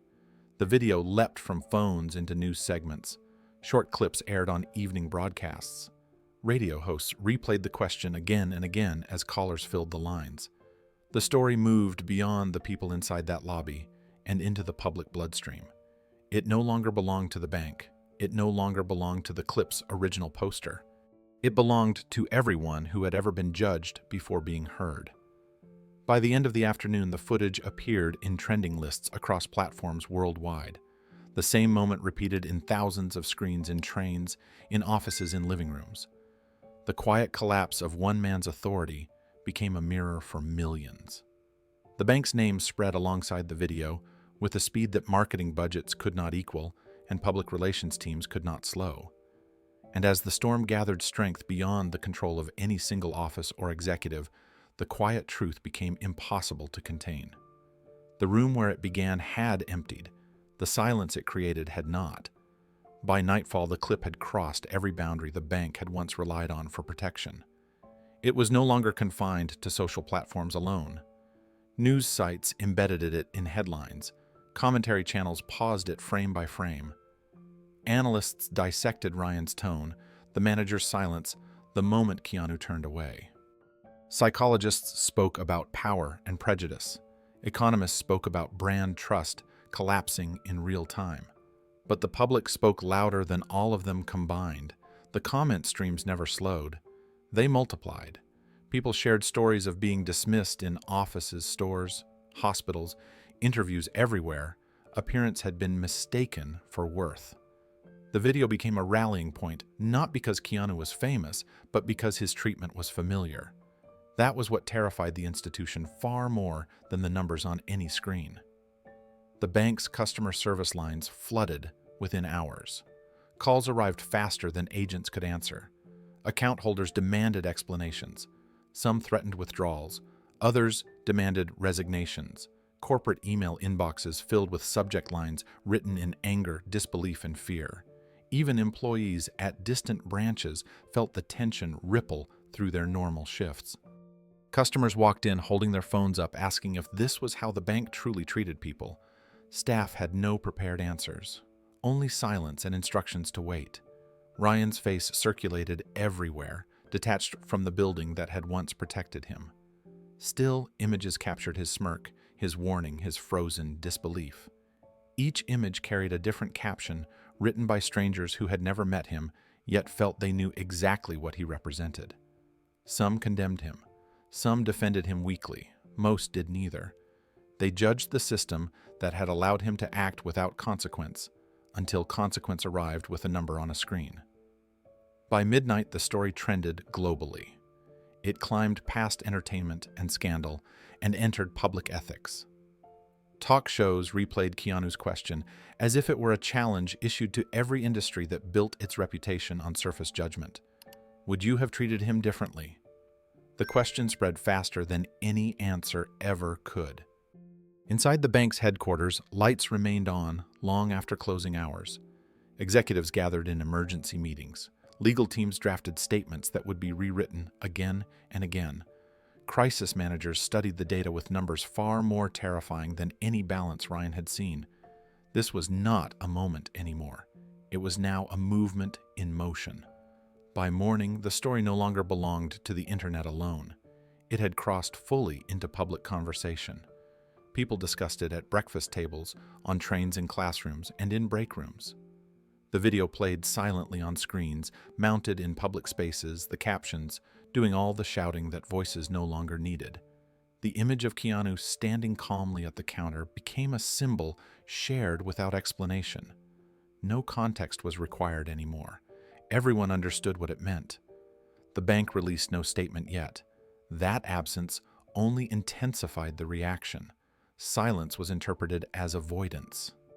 Avoidance became guilt in the public eye. The original clip continued to multiply across platforms reposted by accounts with millions of followers, translated into dozens of languages, reframed through different cultures that all recognized the same injustice. Ryan's name surfaced in fragments, but it barely mattered compared to what he now represented. He was no longer a person to most viewers. He had become a mirror of a system people no longer trusted. And Keanu, who had asked only one calm question and walked away without seeking power, became the center of a story far bigger than a bank. The video had stopped being an incident. It had become a line drawn in public memory. The cafe was quiet in the way only late afternoons could manage, where conversations stayed low and the clink of cups felt distant and unimportant. Keanu sat alone near the window with a simple cup of black coffee cooling slowly in front of him. Outside traffic moved in soft waves, unaware of what had unfolded only blocks away. Inside, the world felt suspended, as if it had stepped out of time for a few minutes. His phone rested face down on the table. It had not stopped vibrating since he sat down. Messages stacked without pause. Missed calls layered over missed calls. Friends, agents, managers, people he had not heard from in years. He did not reach for it yet. He stared through the glass, watching strangers pass without looking in. The waitress delivered a napkin without a word, sensing the stillness around him. Keanu gave her a quiet nod of thanks. The phone vibrated again, stronger this time, as if urgency itself had weight. He inhaled slowly and turned the screen upward. The notification count had climbed into numbers he had never seen attached to his name in such a short span of time. Headlines scrolled without him touching anything, his face frozen at a counter, his questions suspended in silence. Words like outrage, reckoning injustice, moved across the screen faster than he could read. He closed his eyes briefly and exhaled. He listened to one voicemail without opening the others. A familiar voice spoke fast, concerned, excited, worried, all at once. "We need to talk. This is everywhere." "You okay?" Another call came in before the message even finished. He let it pass. The phone continued to vibrate across the table, like something restless and alive. After a moment, he opened the video. The footage played without sound at first, as his eyes followed familiar movements that now felt distant, almost unreal. Himself standing calmly. Ryan laughing. The warning. The sudden stillness. The question. The way the room folded into silence. He turned the sound on and listened once all the way through. When it ended, he did not replay it. He set the phone back down and wrapped both hands around the warm cup in front of him. The coffee had gone untouched. He lowered his gaze and let the weight of what he had seen settle into him slowly. He had wanted nothing more than to be served like any other customer. Instead, he had walked into something that no longer belonged only to him. The cafe remained steady around him, unaware that the world beyond its glass walls was shifting with every second. A low murmur of conversation drifted from the far corner. Someone laughed softly near the counter. Plates slid against polished wood. Ordinary life continued untouched by the storm his quiet moment had released. Keanu watched a man outside struggle with an umbrella caught in the wind. The scene felt distant, like something happening on a screen rather than in front of him. His phone buzzed again, then again. Messages stacked faster than he could clear them. Some were worried, some were proud, some were angry on his behalf, some were already asking what he would do next. He did not answer any of them yet. He had not asked to become a symbol. He had not asked to be a lesson. He had not even asked to be recognized. He had only asked for a simple transaction and had walked into a mirror held up to everyone else. He opened a text from a longtime friend. It was short. "You did nothing wrong." He read it twice. The weight in his chest shifted slightly, not lifting but settling into something quieter and more manageable. He opened another from his agent filled with urgency and strategy and schedules. He closed it without replying. This moment did not belong to schedules yet. He took a slow sip of the coffee. The bitterness grounded him. The warmth pulled him back into his body. His mind returned to the moment at the counter, not the conflict, not the collapse, but the stillness between each piece of it, the quiet that had come before the laughter, the quiet that followed the question. That quiet felt more important than anything being shouted online now. He did not feel anger toward Ryan, not anymore. What he felt was a familiar weight, the kind that came from realizing how small moments revealed very large truths. He understood now that millions were watching a single exchange and seeing their own lives inside it. That was what unsettled him most. The recognition had not been for him. It had been for what he represented when stripped of a name. His phone vibrated yet again, this time with a call from someone he trusted deeply. He let it ring, not out of avoidance, but out of respect for what he needed in this moment. The lesson had already moved beyond a conversation between two men. It had become something public, something shared, something that would not be contained again. Keanu rested his forearms on the small round table and folded his hands loosely around the coffee cup. The warmth seeped into his palms, steady and ordinary. For a moment, he focused only on that sensation, grounding himself in something real and simple. Outside, a bus hissed to a stop. A couple walked past the window, arguing in low voices. Life did not pause for meaning. Meaning had to move inside of life quietly. He picked up the phone again and scrolled through the flood of messages without opening most of them. Friends asked if he was safe. Old colleagues shared disbelief. Strangers poured out gratitude and stories that felt heavier than praise. He locked the screen and placed the phone face down once more. The noise had multiplied too fast. He needed stillness before it swallowed him. His mind returned to the final moments in the bank. Not the warning, not the manager, not even the number on the screen. He returned to the faces in the room when the question landed. The way certainty had drained from them all at once. The way silence had told the truth without needing witnesses. That was the part that stayed with him. Not what had been taken, but what had been revealed. He did not feel proud. He did not feel victorious. What he felt most clearly was responsibility. Not for what had happened, but for where it now lived. He understood that the moment no longer belonged to the building, the teller, or even him. It lived out there now in millions of hands and hearts, shaping thoughts he would never see and decisions he would never know about. Keanu took another slow sip of coffee and set the cup down. His breath deepened. Whatever came next would not be controlled by statements or strategies alone. People would decide what this moment meant for themselves. He reached for his phone one last time and typed a short message to a single trusted contact. It was not an accusation. It was not a plan. It was simply an acknowledgement that something larger had begun. When he stood from the table, the cafe did not change around him, but inside he carried the quiet understanding that what started as an ordinary request had become a lesson far bigger than the one room where it began. At the bank's corporate headquarters, the lights never dimmed that night. Screens glowed across the executive conference floor as charts updated in real time, each shift in numbers reflecting fear, spreading faster than any official statement. Phones rang without pause. Assistants moved from office to office, carrying tablets and printed reports filled with red indicators. Customer withdrawal requests climbed hour by hour. Large accounts paused transactions. Smaller accounts emptied entirely. The atmosphere inside the building no longer resembled leadership. It resembled triage. In the main boardroom, senior executives gathered around a long, polished table that now felt too small for the weight it carried. The chief financial officer scanned a live dashboard showing stock volatility, his jaw tight. The legal director fielded calls from regulatory advisors warning of formal inquiries. The communications floor reported that journalists were calling every 60 seconds, demanding on-record answers that did not yet exist. No one had prepared for a crisis that arrived without warning and spread without boundaries. The PR director stood at the far end of the room with a tablet in both hands, scrolling through comment feeds that would not slow. The outrage was organized now. It had structure. Groups formed around accountability. News outlets no longer framed the incident as a viral clip. They framed it as a failure of institutional culture. The director looked up slowly. "We need to issue a public apology immediately," she said. "Silence is being interpreted as admission." The board hesitated.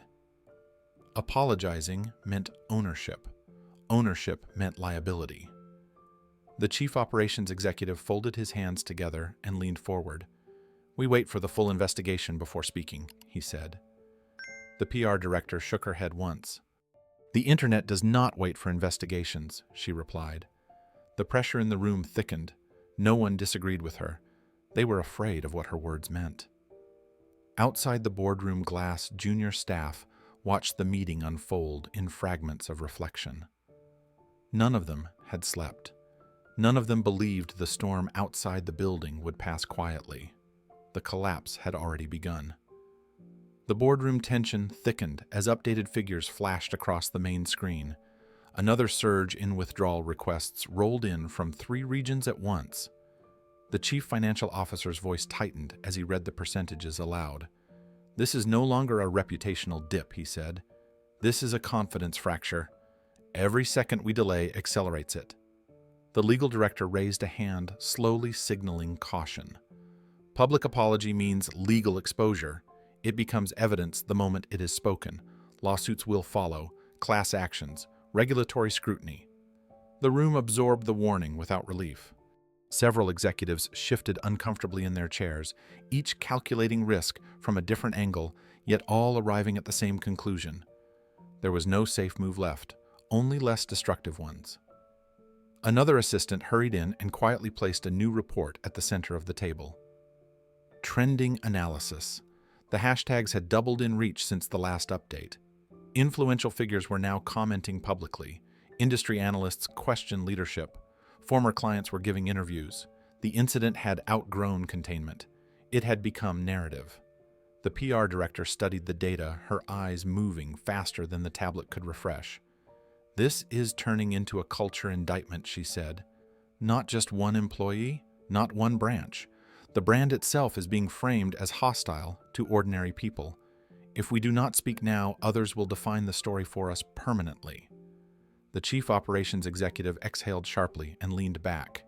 "Even if we apologize, the outrage does not disappear. But silence guarantees escalation." The word escalation hovered like a threat no one could outrun. One of the older board members, normally quiet, finally spoke. "This institution was built on trust," he said. "When trust collapses publicly, speed matters more than perfection." His voice did not shake. He had seen scandals before. This one moved faster than any he remembered. The room fell quiet. The decision was approaching not through confidence, but through exhaustion.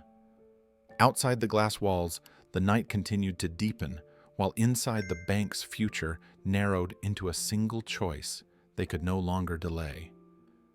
The final decision arrived without ceremony. The chief executive, who had listened more than he had spoken, finally leaned forward and placed both hands on the table. "Prepare the apology," he said quietly. "Immediate release across all platforms. No deflection, no conditions, full responsibility." The legal director started to object, then stopped. Everyone in the room understood that delay now carried greater risk than exposure. The PR director moved instantly, already typing instructions to her team as drafts began forming in real time. Screens filled with language adjustments, tone corrections, crisis phrasing, refined down to single words that could either calm or inflame millions.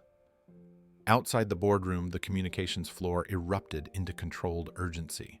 Statements were proofread again and again. Executive quotes were rewritten to remove anything that sounded evasive.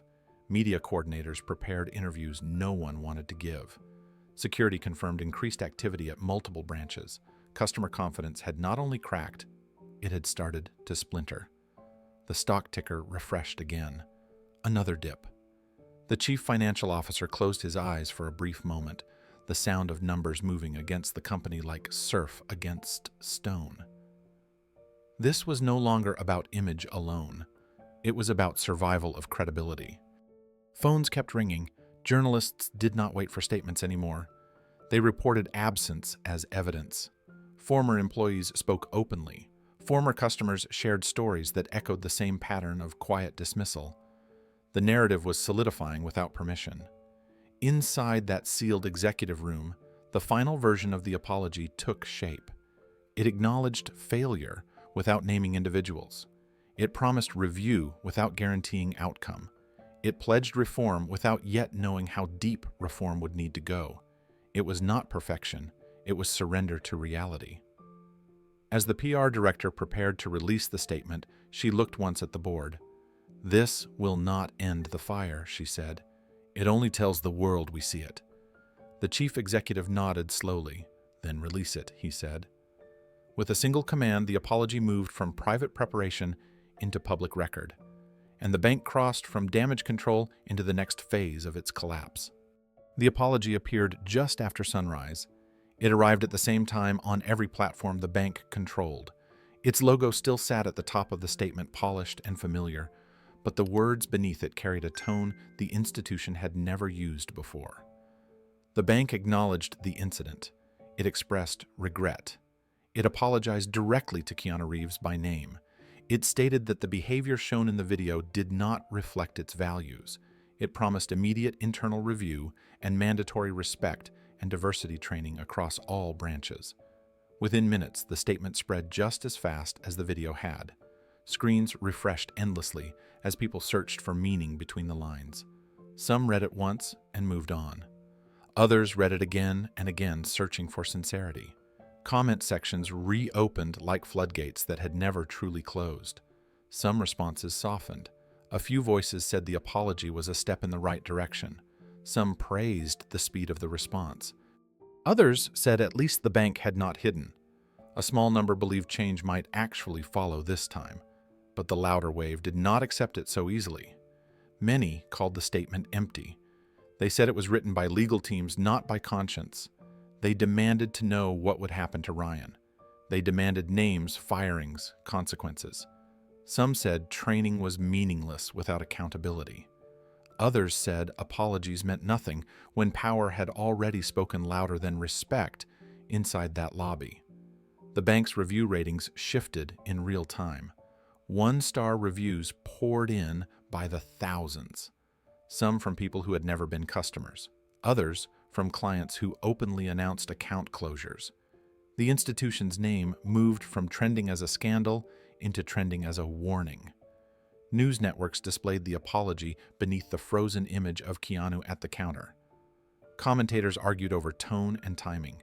Analysts debated damage control strategy. But none of them could override public memory. The bank had spoken at last. It had not quieted the storm. It had simply confirmed how large it had grown. The apology also played on morning news loops in airports, diners, and living rooms, the anchor voices reading lines with careful neutrality, while the clip of the bank counter hovered beside the scrolling text. On social feeds, the statement appeared pinned at the top of the bank's pages, surrounded by replies that rose faster than moderators could filter, or answer that never slept.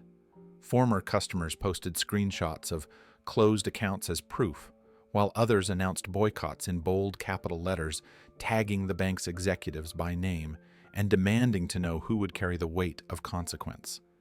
Supporters of the apology argued that institutions rarely change overnight, and that public pressure had already forced a response that would not have happened in silence without collective visibility at this scale before. Critics answered back that patience was a luxury reserved for those who had never been dismissed at a counter or spoken to as if dignity were a favor instead of a right to begin. Every hour brought new think pieces, live-stream debates, call-in shows, and clipped arguments that bounced across platforms, each one feeding the same central question of whether apology could outrun harm already felt publicly. The bank's image shifted from polished authority to cautionary tale almost overnight, its logo reposted beside warning captions, as if it now symbolized not service, but the cost of unchecked judgment everywhere online. Even those who defended the institution admitted uneasily that something essential had cracked that trust once assumed had to be earned again in a climate where memory traveled faster than denial ever could, now publicly. And beneath every argument, praise, and condemnation, the original moment at the counter remained untouched, replayed endlessly as the quiet proof that a single exchange could reshape an institution's identity overnight for the world. As the day stretched on, the apology began to take on a life of its own, no longer just a statement, but a symbol people reshaped to match their own beliefs. For some, it represented progress forced into motion by public pressure. For others, it became further evidence that institutions only listened when their reputation was at risk. The bank's name trended alongside words like privileged judgment and accountability. Each mention pushed the story deeper into public memory. Ryan's position became the center of growing demand. Calls for his resignation grew louder with every hour. Petitions formed online collecting signatures at a pace that stunned their organizers. Some argued he alone should not carry the full weight of a cultural failure. Others insisted that without visible consequence, the apology would remain a hollow gesture. Inside the bank, employees moved cautiously through their shifts, aware that every interaction might be recorded, interpreted, and judged. The pressure reached even those who had never met Ryan, never seen Keanu, yet now carried the institution's mark on their name badges. And through it all, Keanu remained publicly silent. His absence from the conversation did not reduce its intensity. If anything, it amplified it. The world waited for a response that had not yet come. The apology had been released. The debate had not been settled. The bank had spoken its regret. The public now demanded proof. Keanu's response appeared quietly, without countdown or promotion. There was no press conference, no interview, no dramatic announcement, just a single message posted to his official account late in the evening when the noise of the day had begun to soften. Within minutes, it spread faster than the apology ever had. People stopped arguing long enough to read. He did not mention the bank by name. He did not mention Ryan at all. There was no accusation in his words, no demand for punishment, no call for outrage. Instead, he spoke about moments that never make the news, about quiet dismissals in offices, about sideways glances in stores, about people being weighed by appearance before they are heard. He wrote about how often this happens to people who do not have a camera pointed at them, how often it happens without witnesses, how often it is absorbed in silence and carried home without justice. He wrote that what happened to him was not rare. It was familiar. The only difference was that the world had seen it this time, and because the world had seen it, everyone now had a choice about what they would do with that truth. He said respect should not be something people earn through status, wealth, or recognition.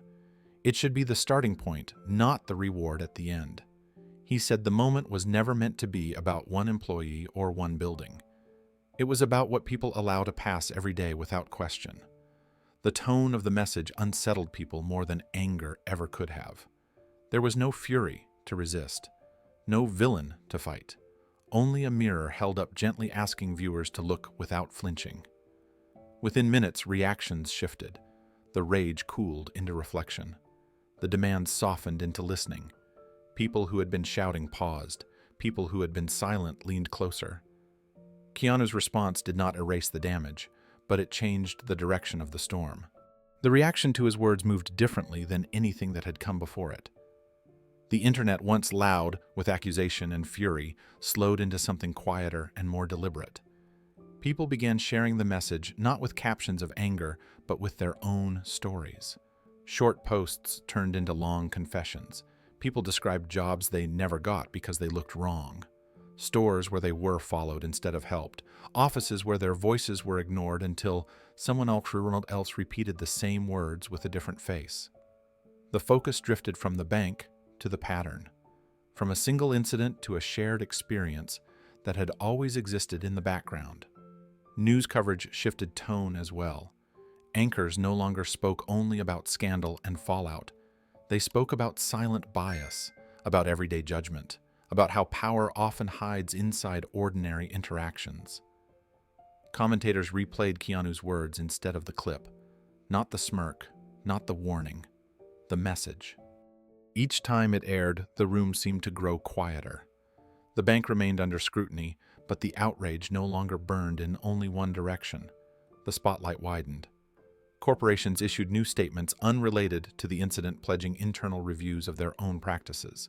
Schools used the message as discussion material. Community organizations shared it at meetings. The moment expanded far beyond where it had begun. Ryan's name faded from headlines, replaced by something larger and harder to define. No longer a single man, a system, a habit, a reflex that people recognized in themselves and in the world around them. Public respect for Keanu deepened in a way that metrics could not measure. There were no cheers in his message, no triumph, only clarity, and that clarity made his silence in the days before feel intentional rather than absent. People did not praise him for humiliation or revenge, they praised him for restraint, for redirecting a storm without needing to dominate it. His response did not give the crowd someone to tear down, it gave them something to carry forward. As the hours passed, the tone of the public conversation continued to shift. What had begun as outrage slowly transformed into reflection. People who had never spoken about these experiences before now shared them openly, inspired by the calm strength in Keanu's words. Teachers discussed the message in classrooms. Parents spoke about it at dinner tables. Managers watched the video again, this time hearing something different beneath the surface. The bank remained in the discussion, but it was no longer the only focus. The story had grown beyond a single institution. It had become a question people asked themselves in quiet moments. How often had they judged without knowing? How often had they stayed silent when someone else was dismissed? Keanu did not follow his post with more statements. He did not explain it. He did not expand on it. He allowed the message to stand on its own. That restraint carried weight. It signaled trust in the public to understand without being guided by outrage or performance. Respect for him rose not because of what he demanded, but because of what he refused to exploit. He could have claimed victory. He could have called for consequences. Instead, he had chosen perspective. And in doing so, he shifted the entire meaning of the moment from punishment to awareness, from collapse to possibility. 1 month later, the morning air carried a familiar quiet as Keanu stepped into a different bank across town. The building was modest compared to the last one. Clean glass, simple counters, no chandeliers, no marble that echoed authority. He wore the same faded cap, the same worn sneakers, the same plain jacket. Nothing about him asked to be noticed. Nothing about him asked for special permission to exist in the room. The line moved slowly. People stood with documents in hand, eyes on their phones, minds on errands and deadlines. Keanu waited without leaning forward, without glancing around to see who saw him. The atmosphere felt ordinary in a way that had once been rare. When it was his turn, the teller looked up and met his eyes immediately. Her expression was open and unguarded. "Good morning," she said warmly. "How can I help you today?" There was no pause for evaluation. No glance at his clothes, no reflexive tightening of posture, just the simple rhythm of service as it was meant to exist. Keanu felt the shift before he could name it, not because it was dramatic, but because it was not. He asked quietly for a routine transaction. The teller nodded and began the process without hesitation, explaining each step with patient clarity. She spoke to him as one person speaks to another when no roles interfere. Around them, the bank continued its normal motion. A man laughed softly on his phone near the entrance. A woman gathered her papers at the counter beside him. Nobody whispered, nobody watched. Nobody measured him against what they imagined he should be. For the first time in weeks, the room held no tension he had to carry alone. As the teller completed the transaction, she slid the receipt across the counter and smiled again in simple closure. "Is there anything else I can assist you with today?" Keanu returned the smile, small and genuine. "No, thank you," he said quietly. And in that ordinary exchange, something extraordinary confirmed itself without needing to be named. Keanu stepped aside from the counter with his receipt folded neatly in his hand. He did not rush. He did not linger. He simply moved with the same ease he had carried into the room. The teller turned to greet the next customer without knowing who he was or what his face meant to the outside world. That was the point. He glanced back once, just long enough to take in the ordinary flow of the space. Pens scratched against paper. A printer hummed softly. A quiet conversation unfolded near the entrance about weekend plans. No one stared. No one whispered. The room carried no memory of spectacle. It carried only routine. He walked toward the exit as another customer stepped forward to the counter he had just left. The teller greeted them with the same tone she had offered him. The kindness did not change with the face in front of her. It did not rise for fame or fall for simplicity. It stayed level, steady, human. As Keanu reached the glass doors, he felt the weight he had carried for weeks begin to loosen.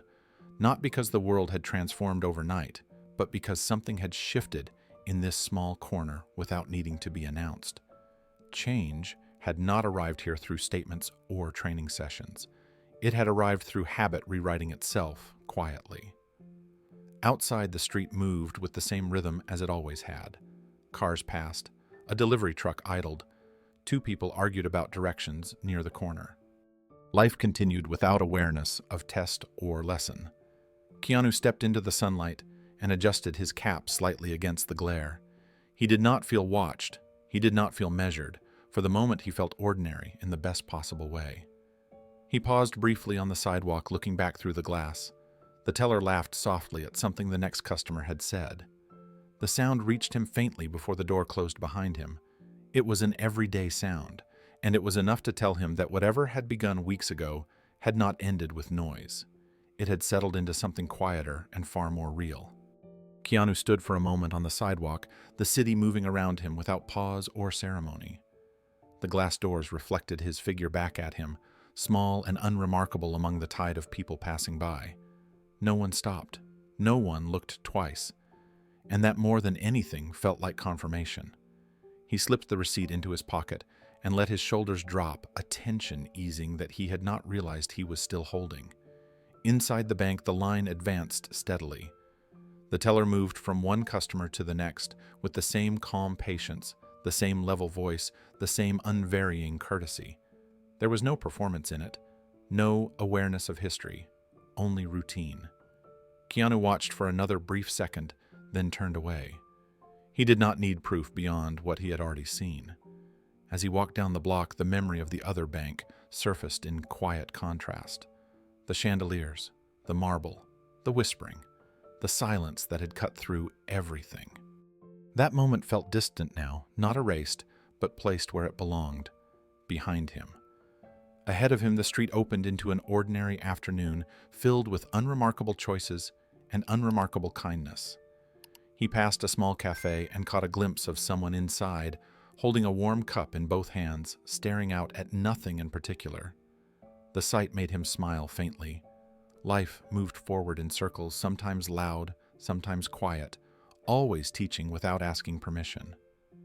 Keanu adjusted his stride and continued on without destination, letting the rhythm of the city carry him. The lesson had not changed the world in one sweep. It had changed it in one greeting, one neutral tone, one moment where respect had arrived without needing a name. And for the first time since that day at the counter, he felt no need to test anything else. The answer had already been given in the most ordinary way possible. In the end, it was never the number on a screen that changed anything. Money did not rewrite that room. It did not shape the silence. It did not force the truth to arrive. What changed everything was respect, or, more precisely, the absence of it made visible and the quiet power of it restored without force. Keanu did not raise his voice. He did not demand punishment. He did not wield influence like a weapon. He simply allowed truth to stand where excuses once lived, and in doing so, he shifted the weight of an entire moment without ever needing to push. Ryan did not fall because of wealth. He fell because of the mirror placed in front of him when he least expected it. The bank did not shake because of a scandal alone. It shook because millions recognized something familiar in what they saw. The internet did not ignite because a celebrity was involved. It ignited because dignity had been delayed until status arrived. And the change that followed did not begin with policy or statements or headlines. It began with a simple greeting in a different building weeks later. "Good morning. How can I help you today?" No judgment, no assessment, no pause to decide whether someone belonged. Just respect given before recognition, as it always should have been. That is the truth that lingered after the doors closed, after the outrage cooled, after the headlines moved on. That respect does not wait for proof. It does not demand credentials. It does not ask for a name. It simply shows up quietly and changes rooms without being announced. The bank learned in silence. The internet learned in noise. And millions watching learned somewhere in between. That moments do not need power to be powerful. That truth does not need volume to be heard. And that sometimes the quietest question can do what force never could. The moment did not belong to cameras or crowds in the end. It belonged to conscience. To the quiet realization that every choice carries weight. That every interaction leaves a mark. And that dignity, once given freely, has the power to linger far longer than outrage ever will.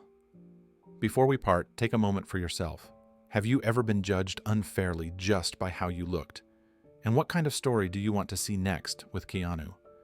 Your voice matters here, and your story may guide the next journey. Share it below and join us.